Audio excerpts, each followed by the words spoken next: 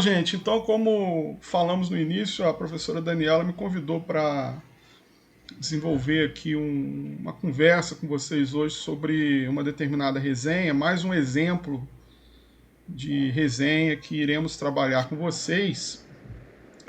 Então, hoje eu gostaria de contar com o apoio de todo mundo aí, porque a intenção é justamente lermos os parágrafos da resenha para vocês refletirem sobre, a gente pensar se a resenha tá bacana, se ela tá bem escrita e tudo mais. É claro que ela tá bem escrita, porque eu acho que hoje o exemplo aqui é de uma resenha mais assim próxima, né, daquilo que deveria ser. Mas enfim, não sei se vocês vão concordar, né? Às vezes pode ter algum momento da resenha ali em que a articulista ela talvez tenha escorregado em algum ponto, ou não, né? Então a gente vai lançar aqui a resenha, nós leremos e gostaria de contar com a atenção de vocês mesmo, com os comentários gerais aí de vocês. Mas antes da resenha propriamente dita, eu gostaria de tomar a liberdade e ler aqui um poema do Carlos Drummond de Andrade, até porque a resenha ela começa não com um poema do Drummond, ela começa com um fragmento de um poema do Fernando Pessoa. Vocês vão entender onde eu quero chegar. Mas então, como a poesia ela está nos circundando hoje, aí eu gostaria de iniciar com o Quadrilha do Drummond, que foi publicado, né, no primeiro livro do Drummond, Alguma Poesia. Isso lá pelos idos de 1930, o Drummond se lançando como um poeta brasileiro, sendo abençoado pelo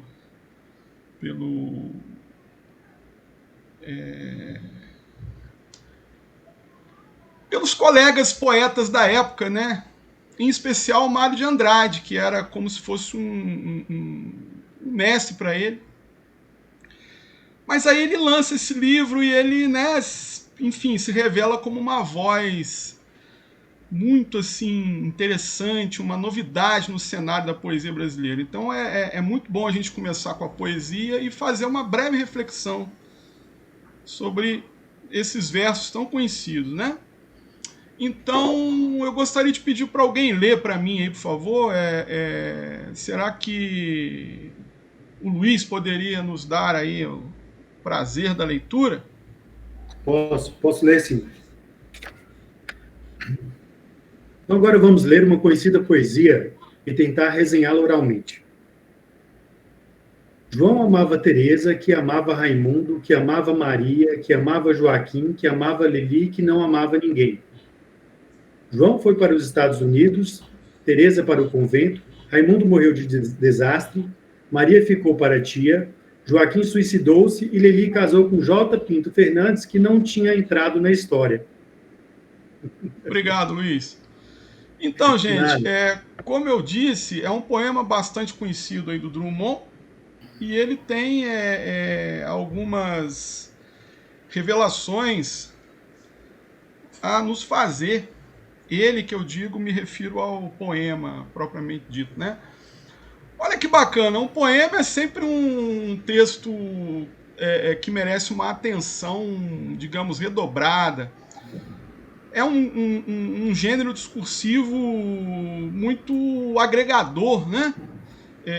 Quando a gente pensa numa resenha, a gente tem que também pensar nessa coisa de expansão de conhecimentos e possibilidades, né, de mergulho ali na leitura. Estou me referindo a nós, leitores. O sujeito que está escrevendo a resenha, ele tá lascado, porque ele tem que dar conta do recado, ele tem que, como a gente tem visto por aqui, né, ele tem que fazer, digamos assim, uma propaganda daquilo que ele está resenhando. Ele tem que ter uma espécie de foco ali. ele tem que seguir um fio de Ariadne e não se perder em seus argumentos. Então, assim, é um texto, para quem está escrevendo, é um texto complicado. Para quem está lendo, é sempre um presente. Estou me referindo à resenha. E com relação ao poema, gente, eu sou muito suspeito para falar, porque eu sou apaixonado por poesia. Hoje mesmo estava lendo aqui o meu Universidade Desconhecida, do Roberto Bolanho, esse livrinho bem singelo que eu comprei recentemente lá em BH, que é justamente a poesia do Roberto Bolanho, um dos escritores que eu mais gosto. Isso para dar a vocês a dimensão do quanto que eu sou apaixonado por poesia. E eu considero a poesia como uma espécie de texto que desafia a gente até mais. Porque às vezes a poesia tem uma mensagem que, dependendo, a gente não vai conseguir alcançar naquele momento. E isso pode se modificar com leituras futuras, a partir do momento em que a gente vai assimilando os conhecimentos, a gente vai lendo mais textos, a gente toma contato com a literatura, principalmente, né? Ou, sei lá, com qualquer tipo de texto. Eu costumo dizer que até mesmo bula de remédio está valendo. O importante é a gente ler, né? Enfim, quanto mais a gente se efetiva na condição de leitor, mais a gente apresentará um resultado satisfatório na compreensão dos textos que lemos, sejam eles poemas ou não. Isso é muito interessante da gente ressaltar, né? É uma coisa assim que nós estamos carecas de saber, mas é sempre bom a gente bater nessa tecla. Quanto mais a gente lê, melhor a gente vai escrever. E esse poema aqui do Drummond, ele é muito interessante, porque ele tem duas partes, né? Não sei se vocês observaram, aqui na diagramação que está sendo apresentada, essas duas partes elas não se configuram tão assim visivelmente. Mas reparem bem, os 3 primeiros versos, eles representam uma parte. E os 4 últimos versos, uma outra parte. Aí, como o Luiz ele leu muito bem para nós, né? João amava Teresa, que amava Raimundo, que amava Maria, que amava Joaquim, que amava Lili, que não amava ninguém. Ponto. Reparem bem, tudo que está no texto tem que ter um sentido, tem que ter uma importância objetiva, conferir, digamos assim, pegando carona no que o próprio Fernando Pessoa fala, né? Uma sensação. Então, quando a gente não vê vírgula, isso dá uma ideia de vida corrida, né? Tipo, uma situação ininterrupta, um certo afobamento. Eu até digo mais, uma certa inexperiência. É a juventude, né, gente? Ó, João amava Teresa, que amava Raimundo, que amava Maria, que amava Joaquim, que amava Lili, que não amava ninguém. Ponto. Quando a gente é jovem, nós acabamos por extravasar os sentimentos, o amor, ele fica desse jeito, né? Ele fica muitas vezes louco e sei lá o quê. Isso está aqui no poema do Drummond. Aí numa segunda parte, aí a gente pode pensar assim, o tempo passou. Os nossos personagens aí do poema, eles amadureceram. Então, o poeta, ele insere umas pausas, inclusive. Vejam vocês. João foi para os Estados Unidos, vírgula. Ou seja, configurou-se uma cena. É a historinha do João. Ele foi para os Estados Unidos. Teresa para o convento. uma vez mais, é a situação da Teresa. Nós conseguimos imaginar o João indo para os Estados Unidos, até pegando o avião, se for o caso, e a Teresa trancafiada lá no convento das Carmelitas Descalças, ajoelhada, rezando o rosário, sem contato com homem nenhum. Por que será, né? Isso tudo está vindo da minha cabeça, as minhas percepções de leitura. Vírgula. Raimundo morreu de desastre. A gente consegue imaginar o desastre do Raimundo. E detalhe, a palavra desastre, ela confere um grau muito mais aprofundado do que acidente. O acidente é um negócio corriqueiro, o desastre é de vez em quando que acontece. Então, assim, Raimundo morreu de desastre. Será que ele estava num avião e o avião caiu? Ou será que ele estava numa cidade que sofreu um terremoto e ele morreu soterrado? Enfim, são várias as possibilidades. Reparem bem como que a gente vai criando toda uma história que vai se agregando àquilo que o poema está apresentando para nós. A palavra desastre, né, dá a ideia de algo muito violento, né? Algo sim, sim, que choca bastante. Sim, Luiz, muito bem. É isso mesmo. A quantidade de pessoas também, né, do desastre também é maior. Sim, claro, claro. Desastre ambiental e tudo mais, né? Enfim. A proporção, né, o tempo, né, que o desastre permanece na nossa cabeça é maior do que um simples acidente, né? Sim. Isso nos revela também uma outra dimensão, que é a dimensão do trauma ocasionado pela morte do Raimundo. Porque foi uma coisa muito pesada que aconteceu com ele. Enfim, aí, vírgula. Maria ficou para a tia. Conseguimos imaginar a vida da Maria, tadinha. Virou uma solteirona convicta. Talvez não por escolha própria. Talvez o destino impôs a ela tal situação. Não é verdade? Na verdade, como a interpretação, né, do poema ela é muito, né, sócio-histórica também, né, trazendo para a nossa atualidade, né, na época de Drummond, ficar para a tia era uma coisa horrível, nenhuma mulher queria, mas hoje ficar para a tia, tudo bem, né, então, assim, pode haver uma interpretação, uma resenha, na qual, né, a pessoa interprete que Maria não quis casar, simplesmente. E tudo bem, né, Dani? Tudo bem, por que não? Não, sim, eu concordo com você, Dani, mas daqui a pouco nós chegaremos numa situação aqui, até pensando no tempo de Drummond, né?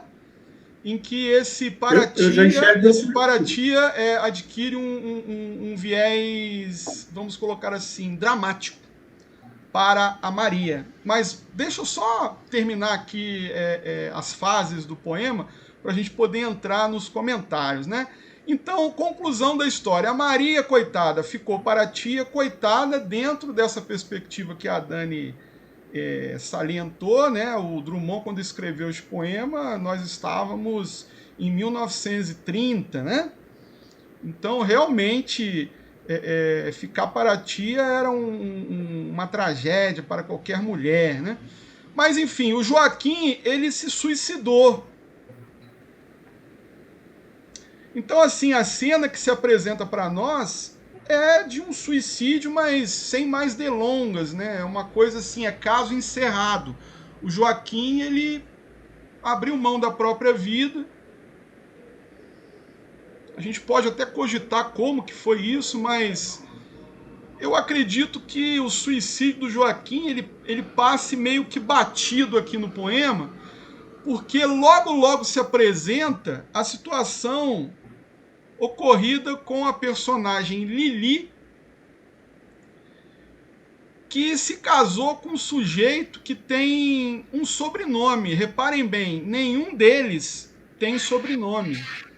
Todos eles têm nome, e são nomes bem comuns. Agora, curiosamente, a gente se depara com a Lili, que é a única que tem um apelido, e ela, ao final, se casando, né? Ela que não amava ninguém, contrariando as expectativas iniciais, ela se casa com um sujeito que não tem um nome revelado.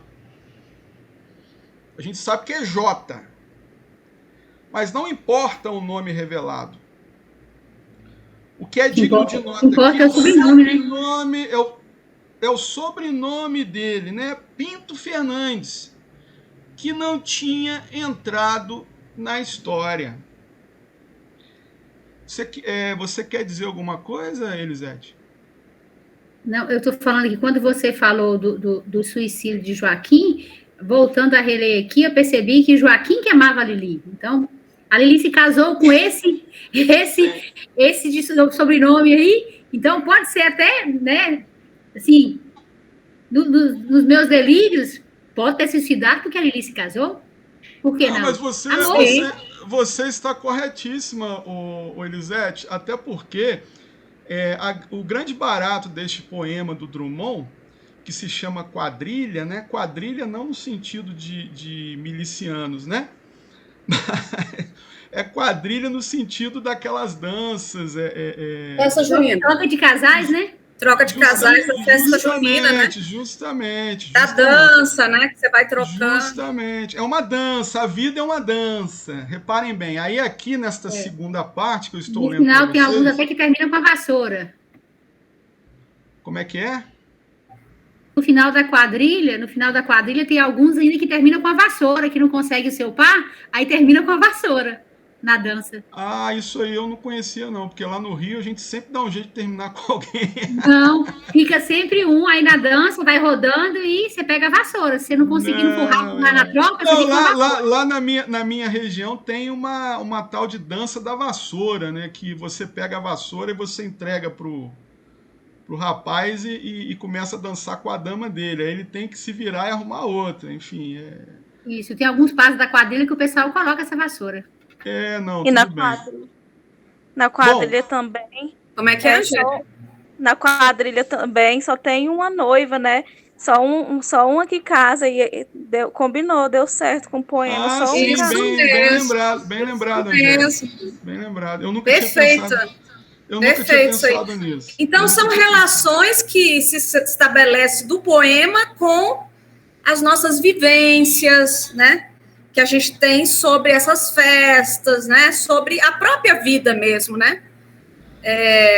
Hoje em dia, né? A quadrilha é como esses jovens também, eles não, né? A questão da volatilidade, né? Dos relacionamentos também, né? Pode ser interpretado, né? Além dessa quadrilha da dança, né? Sim, muito bem. Concordo com você. Então, para a gente poder não se estender muito aqui Perfeito, Angélica. No comentário. Muito bem, Angélica. Para a gente não se estender muito aqui no comentário sobre o poema do Drummond, deixa eu partir logo para os finalmente aqui. A questão é a seguinte: o poema do Drummond, Quadrilha, ele é como se fosse um grande quebra-cabeça. Um pequeno, digamos assim, quebra-cabeça. É claro que a gente pode abrir esse quebra-cabeça e ele se tornar grande. Tem um monte de vazios aí, né, amor? Né, André? Não, sim, claro. André, professor André. Os vazios do texto são importantes, né? Isso é o que torna o poema um quebra-cabeça gigante. Mas, assim, a princípio, ele é muito organizado em torno do que ele apresentou para nós até então, né? Aí, qual é o grande X da questão? A gente tem que acompanhar que tudo está amarrado ali na segunda parte. Reparem bem, o João ele foi para os Estados Unidos, por quê? Porque a Teresa foi para o convento. O João, ele amava a Teresa. Como a Teresa foi para o convento, o João foi para os Estados Unidos. A Teresa foi para o convento, ela não amava o João, ela amava o Raimundo. Mas o Raimundo morreu de desastre. A Teresa ficou tão traumatizada com o desastre que levou a vida do Raimundo e com a falta do próprio Raimundo, que ela resolveu se trancafiar no convento. Em contrapartida, o Raimundo, ele não queria saber da Teresa. Ele gostava, era da Maria. Agora, a Maria não gostava do Raimundo, ela amava o Joaquim. Só que a Maria, gente, ela ficou pra tia porque ela perdeu os 2 partidos dela. Um morreu de desastre e o outro se suicidou. Aí, nesse sentido, é que o Drummond, ele diz que ela ficou pra tia, porque ela não se casou. Ela gostava de um e era amada por outro. E perdeu os 2. Mas aí é que vem uma outra questão importante, né? O Joaquim, ele não gostava da Maria. Ele amava, era Lili, que não amava ninguém, diga-se de passagem. Mas o Joaquim amava a Lili. Aí, como a Lili casou com o J. Pinto Fernandes, o Joaquim se matou.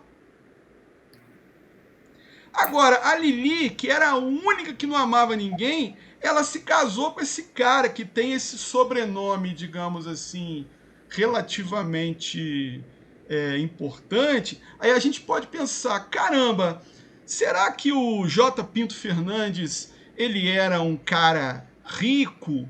Ele era, por exemplo, um empresário, um industrial? Pode ser.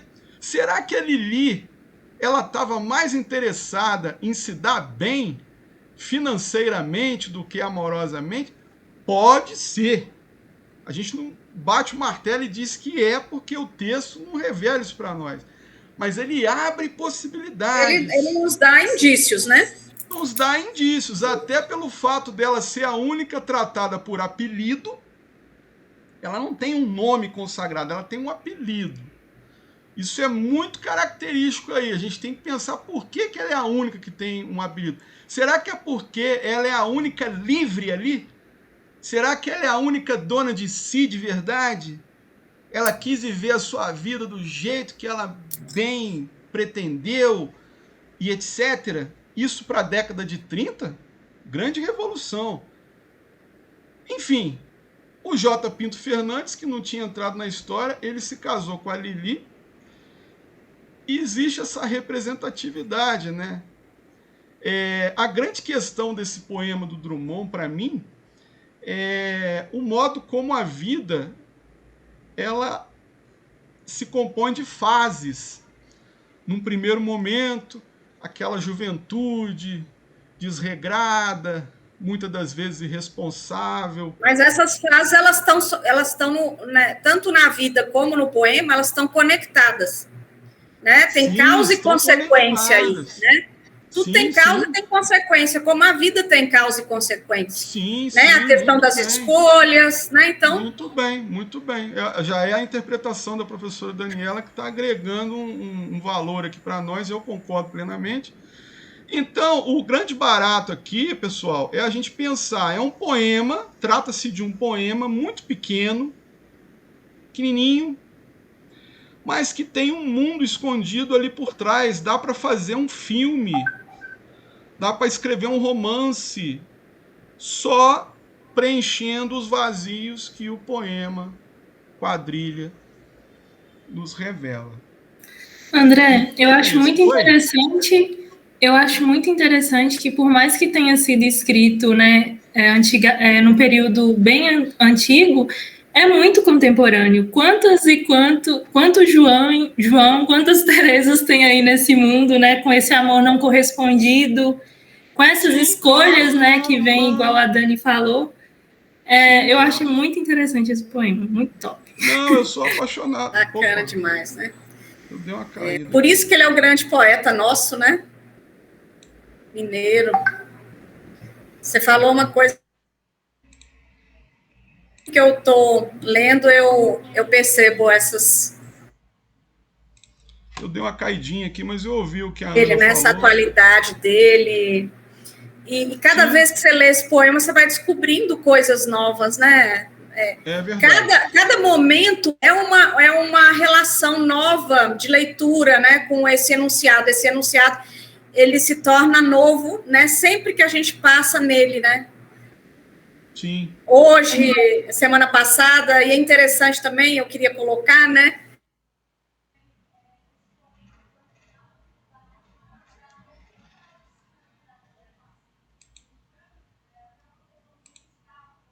Último, para a gente falar oral. E surtiu tanto efeito, gente, esse poema, né, que elas falaram, né, que eu queria só compartilhar rapidamente, interrompendo você, André, a questão de elas pensarem assim, a Lili foi a única que se deu bem, né, porque é a única que casou. Eu falei, será? Né?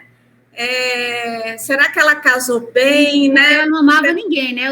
O poema deixa claro que ela não amava ninguém. Então, será que foi interessante ela ter se casado? Isso, né? E aí elas lembraram também, teve uma lá que lembrou de uma música da Marília Mendonça. Então, elas fizeram uma resenha oral, né? Relacionando com alguma coisa do cotidiano, alguma música que tivesse algo semelhante, né? Bem bacana aí essas análises que elas fizeram oralmente lá. Né? Então, a gente pode pensar... continue aí, por favor, Nana. Não, é lógico que não dá para falar de tudo aqui, né? Que até porque eu não vou lembrar de tudo que elas falaram, mas foi bem interessante a gente refletir, né, sobre os aspectos que elas pensaram, né? Independente da perspectiva minha, né? Eu abri primeiro para elas pensarem, e depois eu fui colocando algumas questões, né? E tentando mais problematizar do que levá-las à leitura, né? Porque a leitura é de cada um, então eu queria saber, né? Até mesmo para elas não ficarem muito apegadas a modelos, né? Um modelo meu, modelo da minha leitura, né? Para torná-las autônomas, independentes, né? Foi muito legal. Pode falar, André.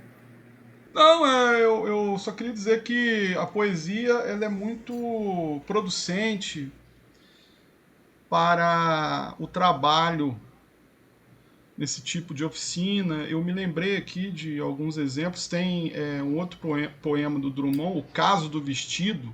Caso do Vestido, é lindo esse poema. E ele realmente virou filme. Então é muito bacana a gente pensar que o poeta ele escreve um poema e o texto é tão plurissignificativo que acaba gerando outros textos, outras possibilidades, outras mídias, né? Enfim, isso é muito enriquecedor.